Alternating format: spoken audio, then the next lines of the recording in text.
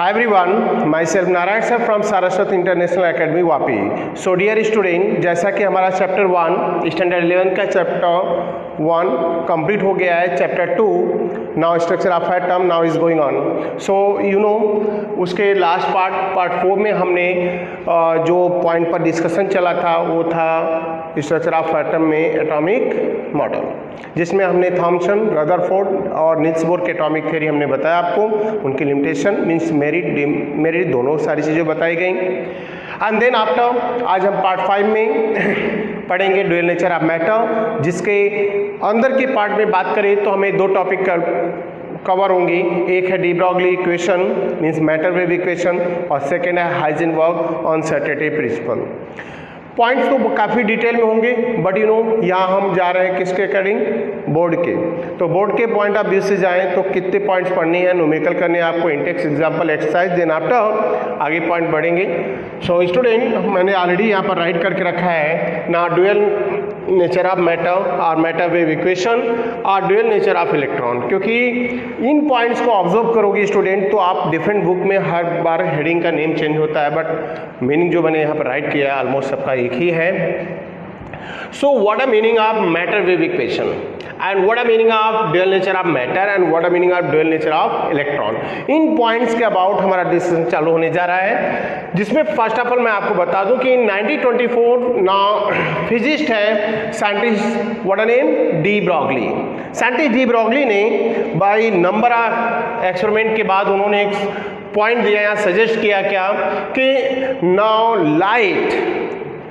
light has the dual nature, particle nature as well as wave nature.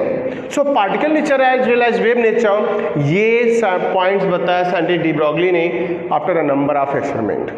Means कैसे student care करेंगे, आप जहाँ भी बैठ के पढ़ते हैं नो डाउट आपके पास वहाँ पर लाइट होती है, चाहे वो रूफ लाइट हो, चाहे आपका सेफल हो या तो ट्यूब लाइट हो। हम सिंपली क्या करते हैं, स्विच को प्रेस करते हैं और इल्यूमिनेशन आने लगता है, लाइट आने लगती है। बट यू नो वो लाइट जो आती है ट्यूबलाइट से आपके पास तक कोई उसका मीडियम नहीं है, विदाउट मीडियम ट्रेवल कर रही, दैट्स इंडिकेट वेव नेचर। लेकिन वो आपकी बॉडी पे जैसे ही स्ट्राइक करती है आपकी बॉडी उसको रोक लेती है, look like what is particle. जैसे ये मार्कर है, ये पार्टिकल है, मैं इस पर अगर करता हूँ तो हमारी बॉडी रोक लेता है, ये पार्टिकल नेचर है।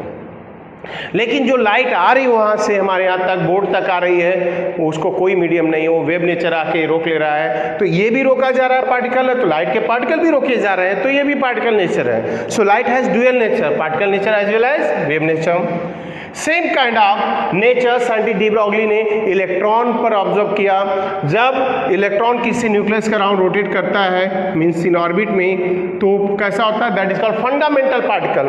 तो इलेक्ट्रॉन यहाँ पर किस फेज में है, पार्टिकल नेचर में है स्टूडेंट। और जैसे ही आप इलेक्ट्रॉन बाहर चला जाएगा वो कौन से नेचर में आ जाता है, वेव नेचर में आता है। तो as a like microscopic particle electron के पास भी ड्यूअल नेचर है। और साइंटिस्ट डी ब्रॉगली ने इस ड्यूअलिटी को बाय एन इक्वेशन रिप्रेजेंट किया, जिसे वर्ड देते हैं हम क्या, डी ब्रॉगली इक्वेशन और मैटर वेव इक्वेशन। सो मैं यहाँ पर पॉइंट राइट करूँगा और यहाँ मैंने डिफाइन कर दिया, पॉइंट्स को बता दिया कि electron as a like microscopic particle, moving particle has duality, मतलब dual nature, particle nature as well as wave nature. So this dual nature of electron explained by an equation. This equation is called matter wave equation.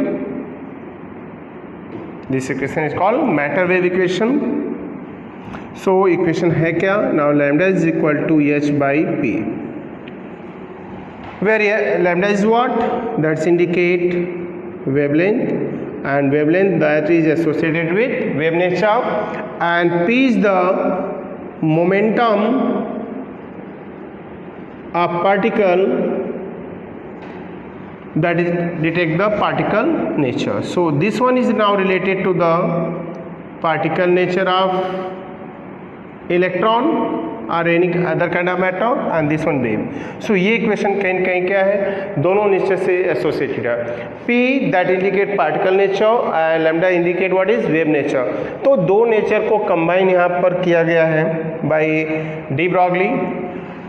But you know student where P is equal to mv, मतलब momentum is equal to mass product of mass and velocity. So instead of P put कर दूं मैं तो lambda is equal to हो जाएगा क्या, mv. ये equation हो गया. एंड देन आफ्टर इसको और इवैल्यूएट कर सकते हैं. इफ हम इंस्टेड ऑफ v हम क्या ले रहे हैं, c is what, speed of light.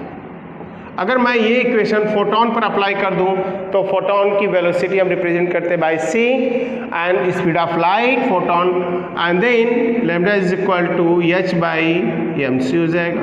ये भी इक्वेशन हो गया de Broglie matter wave equation. And you know ये पॉइंट्स तो हो गए where m is the mass of photon means mass of electron है and c is the speed of light, क्योंकि electron not travel with the speed of light. And then after इस point को justify भी किया गया, prove भी किया गया है, तो मैं यहाँ राइट कर दे रहा हूँ now justification of matter wave equation. Student क्या करना, justification of matter wave equation. अगर हम बात करें बोर्ड के पॉइंट ऑफ व्यू से, जस्टिफिकेशन दैट्स इंडिकेट क्या, ये राइट है कि electron has dual nature, particle nature as well as wave nature. So student आप क्या करेंगे, आप इस जस्टिफिकेशन में मैं आपको पहले ले रहा हूँ साइंटिस्ट किसके according, Einstein. So according to scientist Einstein, science Einstein ने एक इक्वेशन दिया है is equal to mc square, जहाँ पर कि बताया जा रहा है क्या कि ये इसको पार्टिकल नेचर को बता रहा है, मतलब मैटर. जहाँ पर हम मास को एनर्जी में कन्वर्ट करते हैं, मास होता है पार्टिकल का. फिर हम जाएंगे according to Max Planck theory. Max Planck theory के अकॉर्डिंग जाएँ तो हमारा इक्वेशन बनता है is equal to H nu और आइदर राइट करेंगे S C by lambda, equation number 2. और ये कंप्लीट वेव नेचर को एक्सप्लेन कर रहे हैं. लाइट हैज पार्टिकल नेचर, अलग अलग साइंटिस्ट मैक्स प्लैंक और पार्टिकल नेचर यहाँ पर क्या होता है आइंस्टाइन बताया. तो मैं इस इक्वेशन में दोनों में सिमिलरिटीज़ है, दोनों एनर्जी के लिए बताए हैं. तो E is equal to E मैं राइट कर दूँ mc square is equal to what is this S C by lambda and then lambda is equal to S C by हम राइट करेंगे mc square. c by C cancel हो गया और finally हमें मिला h बाई mc. अगर c को again हम v कंसिडर कर लें तो हमेरा इक्वेशन देखो यहाँ पर हो जाएगा स्टूडेंट बेटा lambda by mv and mv is what, that is the momentum. तो हम राइट करेंगे lambda is equal to h by P. That is right. हमने एक वेव नेचर ऑफ लाइट और एक पार्टिकल नेचर ऑफ लाइट को लेकर दोनों इक्वेशन अलग अलग थे, एक एट ए टाइम एक ही प्रॉपर्टीज को बता रहे थे. जब दोनों को इक्वलाइज कर दिया तो वापस हमें वही इक्वेशन मिल रहा है. दैट्स इंडिकेट जो डी ब्रॉगली का कॉन्सेप्ट है वो 100% राइट है. एंड देन आफ्टर अगर मैं बात करूँ यहाँ पर तो इसकी लिमिटेशन को भी हम क्रिएट कर सकते हैं. तो अगर हम डी ब्रॉगली की लिमिटेशन को कंसीडर करें, यहाँ पर अगर आपसे पूछा जाता है write the limitation of de Broglie equation, तो limitation of de Broglie equation, अगर limitation of de Broglie equation मैं राइट करूँ तो मैं एक ही पॉइंट को बताऊँगा यहाँ पर. मीन्स वो पॉइंट है आपका कि इट इज एप्लीकेबल वाले मूविंग माइक्रोस्कोपिक पार्टिकल्स.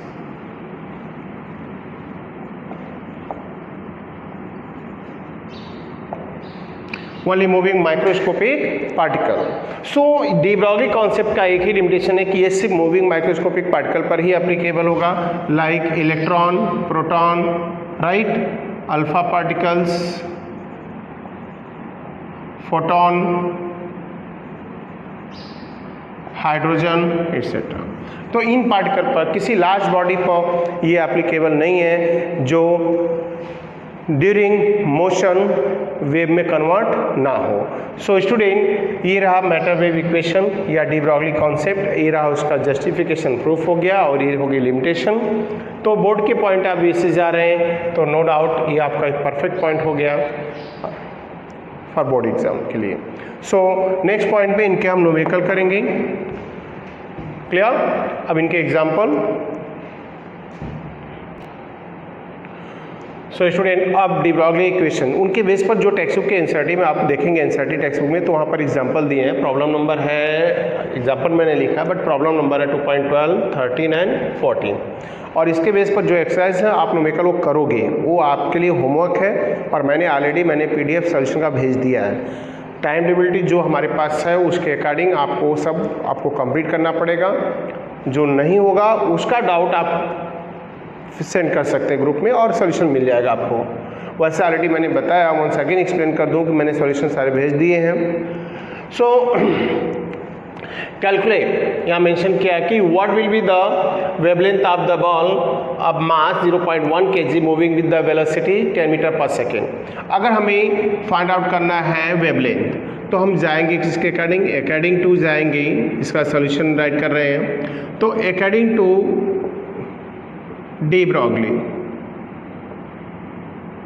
इक्वेशन, अगर हम डी ब्रॉगली इक्वेशन से जाएं तो हमारे पास इक्वेशन है क्या student? Lambda is equal to H by M we.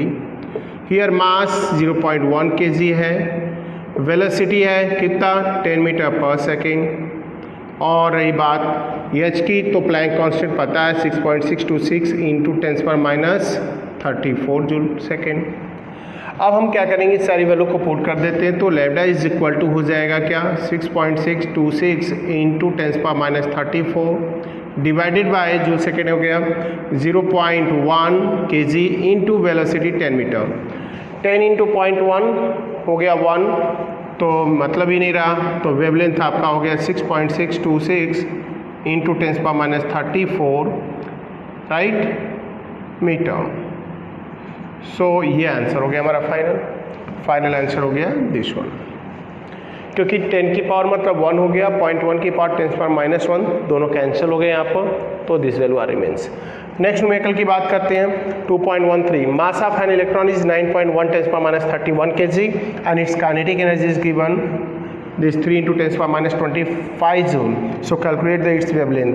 Student क्या करना, हमें यहाँ पर मास दिया है 9.1 into 10⁻31 kg, that is the mass of electron and now its kinetic energy दिया है स्टूडेंट नाउ 3 इंटू 10⁻25। सो हम बात करेंगे काइनेटिक एनर्जी, तो हमें फाइंड आउट क्या करना है स्टूडेंट, देखेंगे तो हमें फाइंड करना वेवलेंथ। तो वेवलेंथ के लिए क्या फॉर्मूला है हमारा H by M V. Mass given, velocity नहीं है, तो वेलोसिटी की हम कहाँ से निकालेंगे from equation of kinetic energy. Equation of kinetic energy जाएंगे तो हमारा फॉर्मूला होगा हाफ एम वी स्क्वायर, एक काइनेटिक एनर्जी। तो V square is equal to क्या होगा नाउ 2k बाई एम, या either V is equal to root 2k by M and then v is equal to root. अब बात करते हैं 2k, k की वैल्यू है 3 इंटू 10⁻25 और डिवाइडेड मास 9.1 इंटू 10⁻31 kg। जब हमने ये फाइनल वैल्यू फाइंड आउट कर ली तो आपको मैं बता दूं यहाँ पर आप एक तो गुजरात बोर्ड में चलो ठीक है, अगर आप गुजरात बोर्ड से हो तो आपको डायरेक्ट कैलकुलेशन कैसे अलाउड है, बट अगर सीबीएसई बोर्ड से हो तो आपको ये पॉइंट्स के लिए आपको थोड़ा ज़्यादा जाना पड़ेगा। तो स्टूडेंट अगर आप कैलसी नहीं यूज़ कर रहे हो तो आप देखो आप तो रूट का वैल्यू फाइंड आउट करने के लिए आप इसको पहले क्या करेंगे, रूट को हटाएंगे, पहले इसका लॉग लेंगे।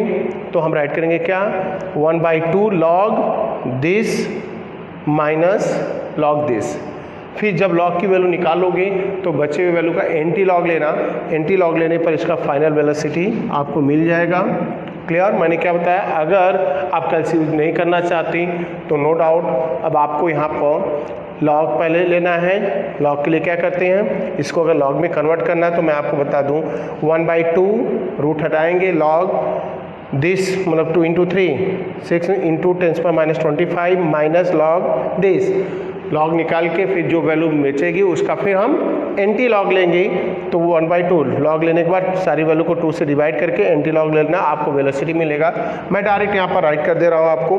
तो अगर राइट करें तो इसका 812 metre per second, that is the final velocity. जब वेलोसिटी हमें मिल गया तो हमें फाइंड आउट क्या करना है स्टूडेंट, हमें फाइंड करना है वेवलेंथ। तो वेवलेंथ के लिए जाएंगे, wavelength is equal to h/mv, h/mv। तो h/mv की बात करूँ तो lambda is equal to h 6.626 × 10⁻34 divided by mass 9.1 × 10⁻31 into velocity. बात करें वेलोसिटी की तो हमने यहाँ फाइंड आउट किया 812 मीटर पर सेकेंड, बराबर। अब ये वैल्यू हमने यहाँ पर डिवाइड कर दी। तो अब इसको अगर हम फाइंड आउट करते हैं यहाँ पर तो एग्जैक्ट वैल्यू जो हमें मिलेगी यहाँ पर वो होगी 8967 × 10⁻10 मीटर या आइदर 8.967 × 10⁻9 मीटर, राइट, या इसको राइट करेंगे 896.7 nanometre, that is the wavelength, that is the wavelength. ये पॉइंट्स हो गया हमारा। And then after calculate the mass of a photon with wavelength 3.6 angstrom. अब हमें ये फाइंड आउट करना है, कैलकुलेट द मास ऑफ 3.6 दिया है एंगस्ट्रॉम में यहाँ पर। तो हमें मास फाइंड आउट करना है तो वेवलेंथ दिया है, वेवलेंथ कितना हो गया 3.6 angstrom is equal to 3.6 × 10⁻10 metre, बराबर। तो हमारा फॉर्मूला हो गया लैम्डा इज इक्वल टू क्या, h/mv। हमें मास फाइंड करना है स्टूडेंट, तो मास इज इक्वल टू क्या हो जाएगा h/λv। नाउ व्हाट इज बात करें यहाँ फोटोन है तो फोटोन की वेलोसिटी, तो वेलोसिटी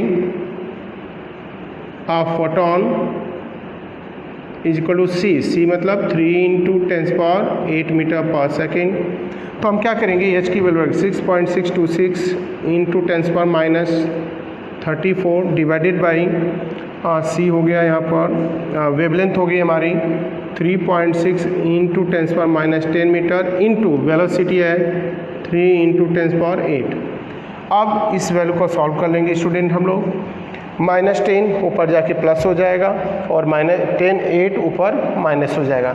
सारी वैल्यू कैलकुलेट करने के बाद जो हमें फाइनली मतलब जो वैल्यू मिलेगी आपको वो होगी क्या, नाउ 6 पॉइंट जो आंसर मिलेगा 135 × 10⁻29 kg, that is the final answer.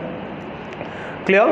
8 minus होगा -8 और -34 ऐड कर लेंगे तो हो जाएगा आपका 42, उसमें से -10 माइनस कर देंगे एंड कैलकुलेशन के बाद डेसिमल को शिफ्ट करने के बाद ये फाइनल आंसर मिलेगा। सो ये हो गए डी ब्रॉगली इक्वेशन के बेस पर न्यूमेरिकल एक्सरसाइज के पॉइंट्स आप देखेंगे जो सिमिलर इनसे मिलेगा आपको करना है। एंड नेक्स्ट टॉपिक हमारा होगा Heisenberg uncertainty principal. So student next point पे आते हैं और आफ्टर डी ब्रॉगली इक्वेशन हम बात करेंगे Heisenberg uncertainty principal. Heisenberg uncertainty principle की बात करूं मैं तो स्टूडेंट एक चीज़ क्लियर कर देना चाहता हूं कि हाइजेनबर्ग अनसर्टेनिटी प्रिंसिपल कहीं न कहीं आपके ड्यूअल नेचर ऑफ मैटर से रिलेटेड है, राइट, उसी का एक कॉन्सिक्वेंस है। और जहां पर वो आपको दिखाया गया है कि साइंटिस्ट डी ब्रॉगली ने इलेक्ट्रॉन मूविंग इलेक्ट्रॉन के ड्यूअल नेचर को बताया, particle nature as well as wave nature. तो मैं आपको बता दूं साइंटिस्ट हाइजेनबर्ग ने वही पॉइंट्स पर आ गए हम। हाइजेनबर्ग अनसर्टेनिटी प्रिंसिपल क्या है कि जब वो इलेक्ट्रॉन इन मोशन होता है तो ड्यूअल नेचर प्रेडिक्ट करता है, but you know during dual nature वो इलेक्ट्रॉन जो प्रेडिक्ट करता है उस समय उसमें दो चीज़ें होती हैं, एक उसकी स्पीड होती है और सेकेंड इसकी पोजीशन। तो वहाँ से रिलेटेड है ये पॉइंट्स। क्या मेंशन किया गया है मैं बता दूं, साइंटिस्ट वार्नर जो एक कह सकते हो कि फिजिस्ट हैं और इन्होंने 1927 में इस लॉ को प्रपोज किया।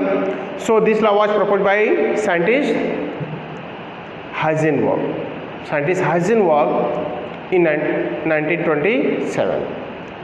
व्हाट अ कॉन्सेप्ट, क्या है क्या मेन इसमें बोलते कि that is it is not possible, that it is not impossible और not possible to determine now together the exact position and velocity of electron that moving around the nucleus in orbit. Suppose that ये electron nucleus हो गया, ये electron move कर रहा है, तो एक टाइम पर हम एक साथ उसकी स्पीड और उसकी पोजीशन लोकेशन दोनों को डिटरमाइन नहीं कर सकते। And this rule now applicable on such kind of particle that having nature like electron, like velocity like electron, mass like electron. So clear है कि ये भी मूविंग माइक्रोस्कोपिक पार्टिकल पर एप्लीकेबल है, किसी लार्ज बॉडी या स्टेशनरी ऑर्बिट पर object पर एप्लीकेबल नहीं है। सो पॉइंट जाएं, अगर हम इसको मैथमेटिकली देखें तो ये रिप्रेजेंटेशन रहा हाइजेनबर्ग का, जहां delta x into delta P greater than or equal to H by 4 pi. So what is delta X? Delta X is the uncertainty in position है और delta P is the momentum. मतलब अगर हम delta x को हम determine करना चाहेंगे तो दैट्स क्लियर है, इसका वेलोसिटी हम मेजर नहीं कर सकते, क्योंकि यहाँ डेल्टा पी जो पॉइंट्स है यहाँ पर डेल्टा पी में ही क्या है, is the change in velocity. मतलब इस इक्वेशन को हम ऐसा भी राइट कर सकते हैं कि delta x into mass into change in velocity greater than or equal to H by 4 pi. So that's all.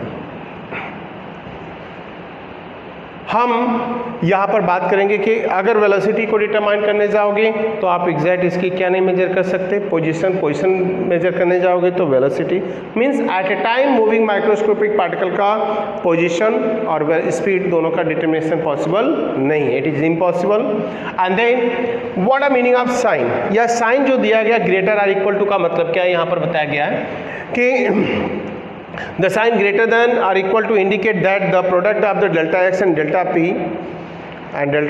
p can be greater than or equal to the but never smaller than this। मतलब इनका product जो है इसके equal हो सकता है या इससे बड़ा हो सकता है, इससे छोटा कभी नहीं हो सकता। लाइक सच काइंड अगर डेल्टा एक्स स्मॉल है तो डेल्टा पी क्या होता है, इंक्रीज हो जाता है, डेल्टा पी कम होता है तो ये इंक्रीज हो जाता है। फाइनली हमें product of delta X delta P always greater or equal to मिलता है H by 4 pi.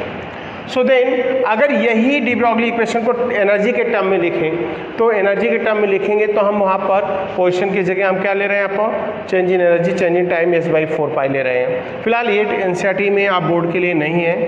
And then limitation की बात करते हैं तो student Heisenberg uncertainty principle is not applicable on stationary electron. मतलब हम राइट कर सकते हैं कि it is not applicable at stationary electron.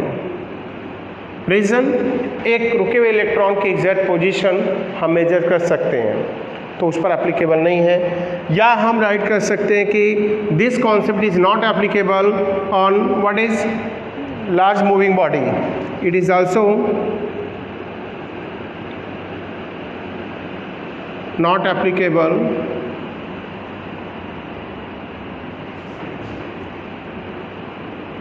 On moving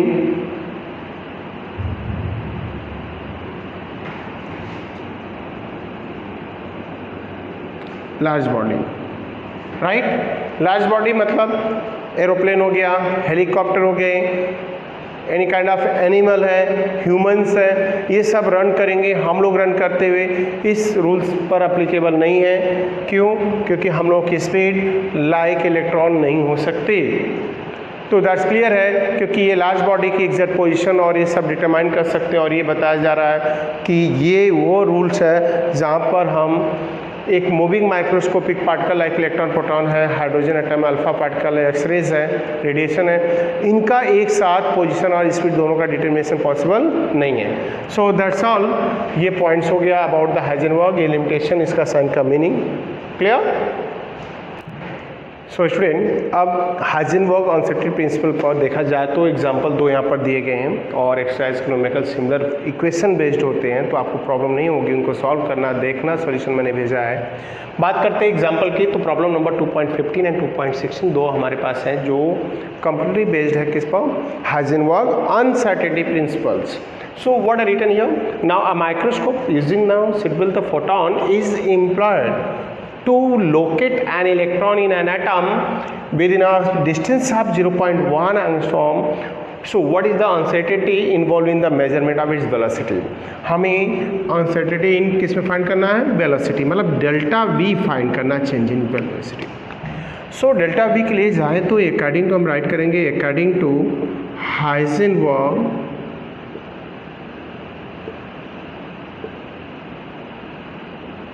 uncertainty principle. According to Heisenberg uncertainty principle की बात करूँ मैं यहाँ पर तो राइट करूँगा क्या delta x into delta p is greater than equal to H by 4 pi. So delta p जैसा कि हमें पता है कि mass into change into velocity हो गया, तो हम राइट करेंगे delta x into m into delta v greater than और equal to H by 4 pi. So delta we is equal to H by delta x into mass into 4 pi. अब इन सब value को calculate करते हैं. H की value क्या होगी student? और रही बात तो फोटोन एंड इलेक्ट्रॉन दोनों के मास सेम होते हैं. ऐसे में हम राइट करेंगे delta we is equal to 6.626 into 10⁻34 and then after divided by delta x. what a position here given? अगर हम बात करें तो यहाँ पर 0.1 एंगस्ट्रॉम राइट करेंगे या 0.1 इंटू 10⁻10 मीटर. सो मैंने राइट किया 0.1 इंटू 10⁻10 मीटर इंटू हम बात करेंगे मास 9.1 इंटू 10⁻31 kg. एंड बात करेंगे दूसरे पॉइंट्स पर आते हैं. अगर हम बात करें सो दूसरे पॉइंट पर आए तो हमारे पास 4 हो गया और इंटू 3.14 वैल्यू ऑफ द पाई. जब हम इस टोटल वैल्यू का प्रोडक्ट फाइंड आउट करोगे तो नाउ चेंज इन वेलोसिटी जो एग्जैक्ट हमें आंसर मिलेगा वो होगा 0.579 इंटू 10⁻7 मीटर पर सेकेंड और इधर 5.79 इंटू 10 हम राइट करेंगे 6 metre per second. That is the final answer. And then after दूसरा है कि a golf ball has the mass of 40 gram. 40 gram mass है student and the speed of 45 metre per second है. If speed can be measure with in accuracy of 2%, calculate the uncertainty in the position.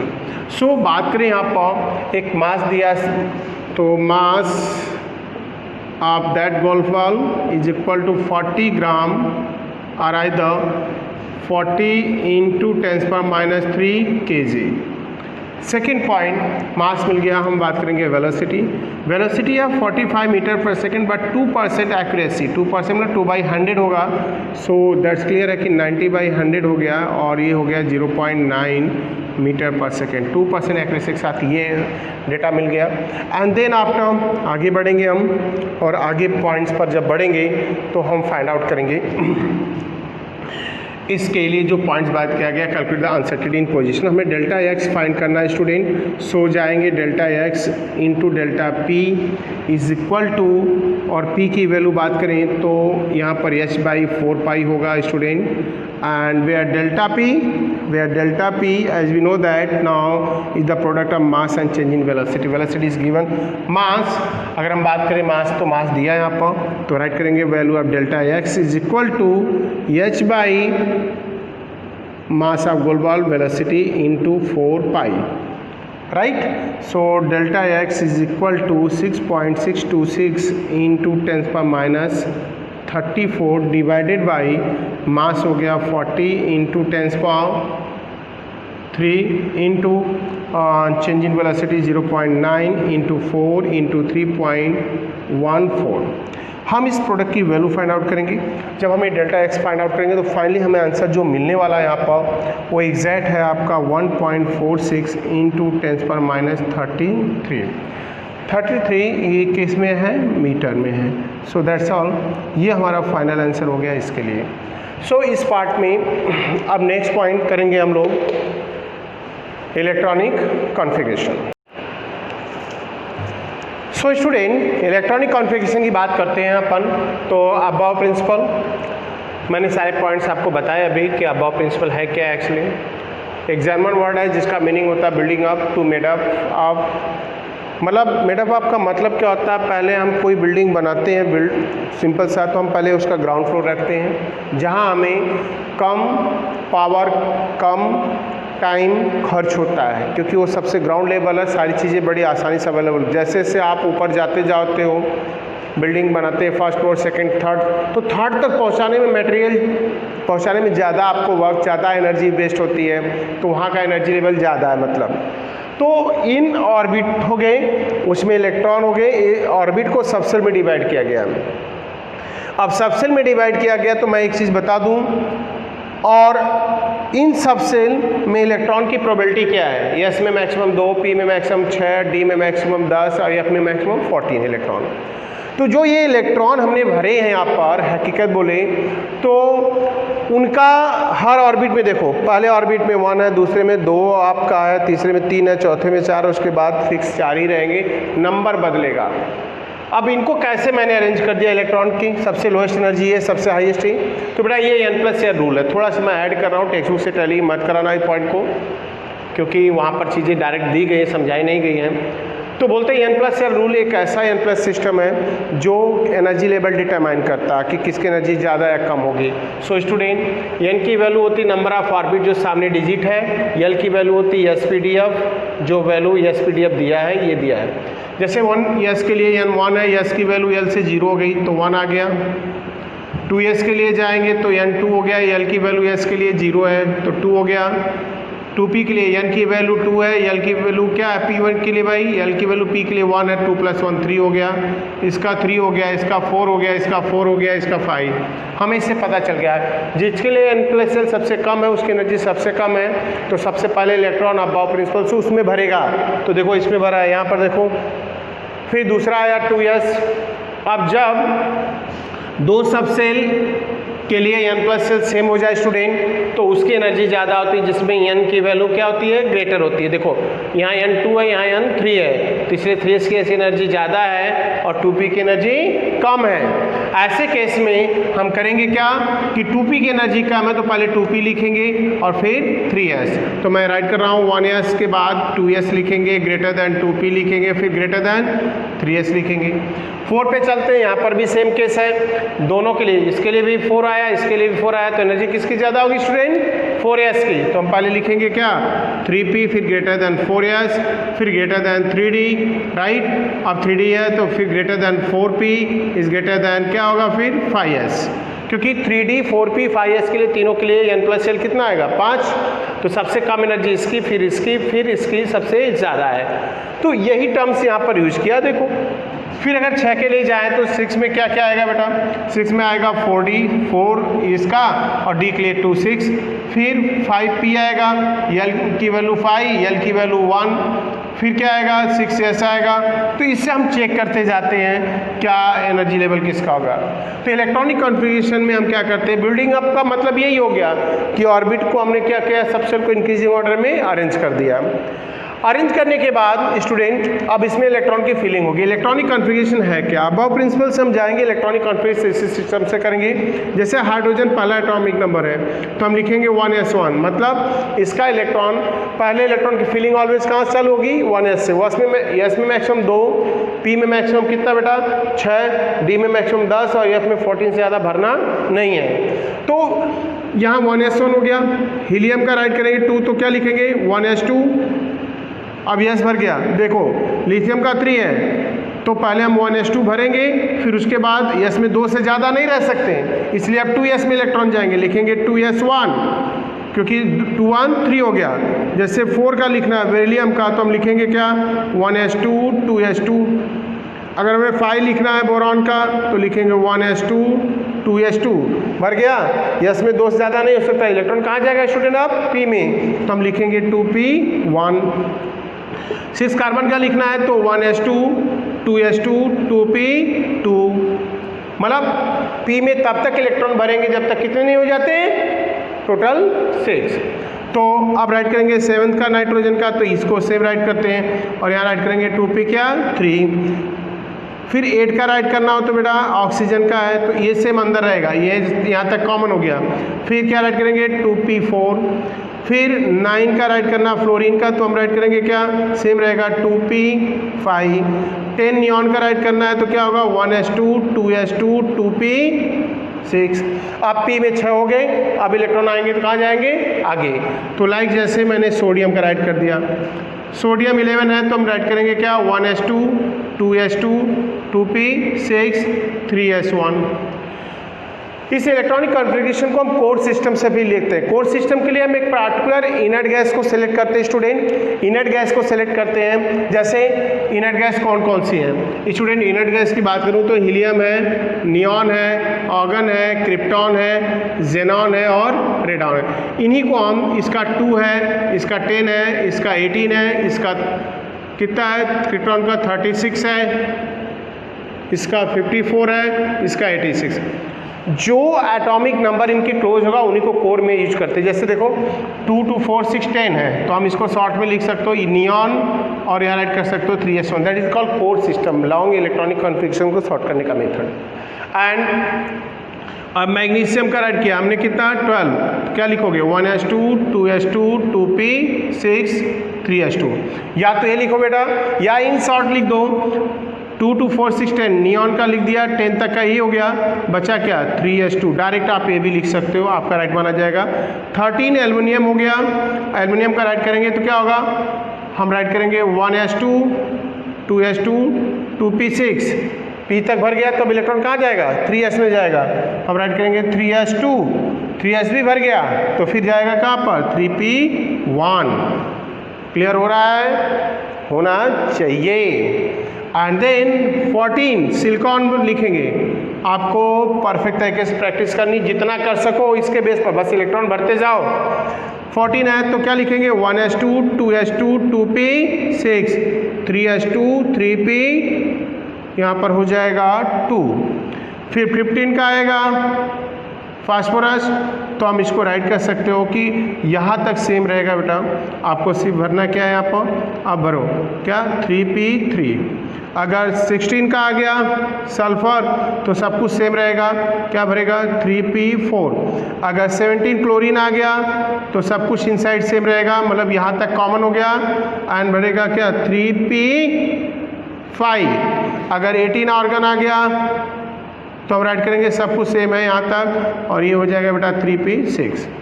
तो मतलब electronic configuration इन सब cell में increasing order में हम fill करते जाएंगे। अब इसी को आगे पॉइंट में बढ़ा रहा हूँ, ये आप अच्छे से देखकर नोट करेंगे सब। इसके बाद पॉइंट्स में थोड़े एक्सेप्शनल केस आएंगे, उनको भी राइट करेंगे हम लोग। सो स्टूडेंट अगले पॉइंट पे बढ़ते हैं, बहुत इंपॉर्टेंट पॉइंट से आपको प्रैक्टिस करनी पड़ेगी इसको अच्छे से। जैसे मैं 20 राइट कर रहा हूँ, 20 कैल्शियम का, तो क्या लिखूंगा 1s2 2s2 2p6 3s2 3p, क्या राइट करेंगे 3s2 के बाद क्या 3p, 3p में कितना है देखो 2 2 4 6 10 2 12 12 6 18, क्योंकि 20 है 18 हो गया तो फिर क्या राइट करेंगे 4s2 20 हो गया, तो यस भर जाएगा तो फिर इलेक्ट्रॉन कहाँ जाएगा डी में जाएगा। तो इसको कोर सिस्टम में क्या लिखोगे 2 2 4 6 10 2 12 6 18, किसके क्लोज है बेटा ए आर के, तो हम डायरेक्ट लिख सकते हो क्या ए आर लिख दो और ये सिर्फ राइट कर दो क्या 4s2, that is right. And then 21 scandium है तो हम लिखेंगे क्या, अब यहाँ भी ए आर लिख सकते हो आप, 21 है तो 4s2, 20 कहाँ तक यूज हो रहा है बेटा 18 यहाँ तक हो जा रहा है, तो ए आर लिख दिया, फिर लिखेंगे 4s2 कितना 18 to 20 21, उसके बाद कौन आ रहा है बेटा 3d1। 22 स्कैंडियम के बाद टाइटेनियम राइट कर दिया, राइट टाइटेनियम को राइट किया तो क्या हो जाएगा ए आर, हम राइट करेंगे क्या 4s2 3d2 titanium. 23 vanadium right करना है तो फिर लिख सकते हो ए आर, यहाँ तक कॉमन हो गया, ए आर राइट करेंगे क्या 4s2 3d3, फिर राइट करेंगे 24 क्रोमियम, 24 क्रोमियम तो हम राइट करेंगे ए आर और यहाँ राइट करेंगे 4s2 और 3d4। बस हमें यहीं रुकना है। कुछ ऐसे पॉइंट्स यहाँ आ रहे हैं जिनको आपको जानना बहुत ज़रूरी है इनके अबाउट। तो स्टूडेंट मैं बता दूँ कि यहाँ पर ये सिस्टम अगर आपने राइट किया इस सिस्टम से तो ये रॉन्ग सिस्टम हो जाएगा। इसके लिए राइट क्या है मैं आपको बता दूँ। कि बेटा एक सबसेल में ना ऑर्बिट होता है, ऑर्बिटल होता है। यस में 1 ऑर्बिटल होता है, ऑर्बिटल को हम स्क्वायर ब्रैकेट से डिनोट करते हैं। पी में 3 ऑर्बिटल होता है जिसको 3 से राइट करते हैं। अभी इनके नेम भी राइट करेंगे, अभी बस इतना जान जाओ। डी में कितना होता है, 5 ऑर्बिटल होता है। अब आप समझ जाना इससे कि क्या पॉइंट्स हैं। एफ में कितना होता है बेटा, 7 ऑर्बिटल होते हैं और हम इसको ऐसे ड्रॉ करते हैं, 7 कॉलम बनाते हैं, 1 2 3 4 5 6 7। ऑर्बिटल स्क्वायर ब्रैकेट से डिनोट करते हैं। एक ऑर्बिटल में मैक्सिमम 2 इलेक्ट्रॉन हो सकते हैं, एक क्लॉकवाइज घूमता है, दूसरा एंटी क्लॉकवाइज। तो एक की डायरेक्शन हम ऊपर दिखाएंगे और दूसरा, तो ये इसमें 2 फील्ड हो गया। पी में मैक्सिमम 6 इलेक्ट्रॉन होते हैं, 6 इलेक्ट्रॉन होते हैं तो ऑर्बिटल कितना, 3। एक ऑर्बिटल में 2 है बेटा, तो 3 ऑर्बिटल में कितने इलेक्ट्रॉन हो जाएंगी, 6 इलेक्ट्रॉन हो जाएंगे। 5 है तो कितना आपका हो जाएगा, 10 इलेक्ट्रॉन। तो आप समझ सकते हो कि पॉइंट्स क्या है यहाँ पर, हमें क्या करना है। ऐसे 7 में कितने इलेक्ट्रॉन होंगे, 14। तो इलेक्ट्रॉन ये हो गए और उनका हाफ ऑर्बिटल होता है। तो मैं आपको बता दे रहा हूँ कि यहाँ पर क्यों रॉन्ग हुआ, ये राइट है लेकिन ये रॉन्ग क्यों हो गया। तो मैं बता दूँ बेटा कि D4, आप समझो डी में कितना ऑर्बिटल है, बस इसके बताने के लिए मैंने रुका था, यहाँ तक आया मैं।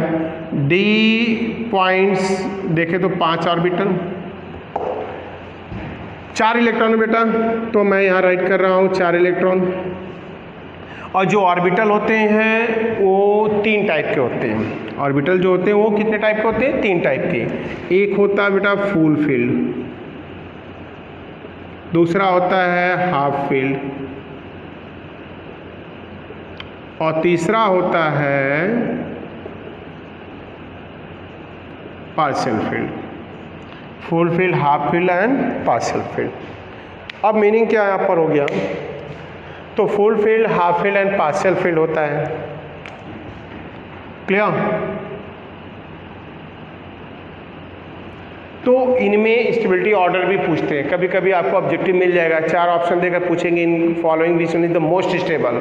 सबसे मोस्ट स्टेबल कौन है, फुल फील्ड है, फिर कौन है, हाफ फील्ड है, फिर पार्शियल फील्ड। ध्यान देना, जैसे देखो मैं एक इन्फॉर्मेशन देके तब मैं इसका मीनिंग समझाता हूँ आपको। डी में हमारे पास 5 ऑर्बिटल है, कैसा है, that is the partial field. ध्यान देना स्टूडेंट, ये कैसा है, पार्शियल फील्ड, ये कैसा है, पार्शियल फील्ड, ये कैसा है, partial field, that is half field. तो हाफ फील्ड बाकी के 4 से क्या है, ज़्यादा स्टेबल। फिर देखो ये partial field, partial field, partial field, partial field, और ये क्या हो गया, फुल फील्ड। मतलब एक सबसेल के अंदर जितने ऑर्बिटल हैं, सारे ऑर्बिटल में 1-1 इलेक्ट्रॉन हो तो हाफ फील्ड, सब में 2-2 इलेक्ट्रॉन हो तो फुल फील्ड, बाकी उसके बीच की सारी कंडीशन क्या है, पार्शियल फील्ड सबसे ज़्यादा। तो आप समझ सकते हो कि D4 पर ये क्या है, इज अबाउट टू क्लोज किसके है, हाफ फील्ड के। तो इसलिए ये क्या करता है, 1 इलेक्ट्रॉन यस का ले लेता है और D4 को D5 कर देता है और यस क्या हो जाता है यहाँ पर 1, 4s1। तो करेक्ट ऑप्शन होगा इसका। अब इसका करेक्ट इलेक्ट्रॉनिक कॉन्फ़िगरेशन राइट करोगे क्या, AR3 राइट करेंगे क्या, यहाँ पर 4s1 एंड 3d5। स्टूडेंट ऐसा क्यों हुआ, क्योंकि ये हाफ फील्ड है और half filled orbital partial field से ज़्यादा स्टेबल होता है।